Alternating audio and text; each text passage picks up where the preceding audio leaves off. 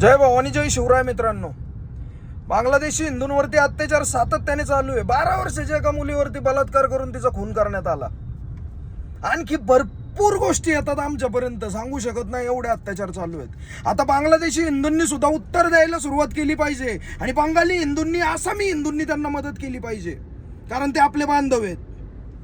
कारण ही वेळ आलेली आहे की आता त्यांच्यासाठी आपल्याला आणि त्यांना स्वतःलाही उभं राहावं लागेल. 1946 साली सोहरावर्दी नावाचे 2 जिहादी कुत्रे होते. ह्या कुत्र्यांनीही अशाच प्रकारचा अत्याचार हिंदूंवरती बंगालमध्ये केला होता. बलात्कार झाले होते कित्येक बायका मुलींचे. पण या 2 कुत्र्यांच्या विरोधात गोपाळ पाठक नावाचा एक हिंदू वाघ उभा राहिला, हातात शस्त्र घेतलं आणि या जिहाद्यांना कापायला सुरुवात केली त्यांनी. यांची एवढी फाटली की हे त्यावेळेचा एक नरकीय घाणात्मा होता आपल्याकडं.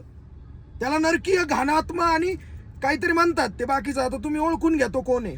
ह्या नरकीय घाणात्म्याकडे हे 2 जण गेले, तर या नरकीय घाणात्म्याने हिंदूंना आणि गोपाळ पाठकांना म्हणे की तुम्ही शस्त्र खाली टाका, हे करणं योग्य नाहीये, आपण अहिंसक आहे वगैरे वगैरे. पण गोपाळ पाठक म्हणे मी तुमचं ऐकून तर अजिबात शस्त्र खाली टाकणार नाही. 1 नंबरचा तो आहे. कोण आहे तुम्ही समजून घ्या. त्यांनी शस्त्र खाली नाही टाकलं. आता तोच विचार डोक्यात घेऊन बांगलादेशी हिंदूंनी, बंगाली हिंदूंनी, आसामी हिंदूंनी उभं राहिलं पाहिजे ह्या भडव्या जिहाद्यांच्या विरोधात. जय भवानी जय शिवराय, जय शंभूराजे, जय हिंदू राष्ट्र.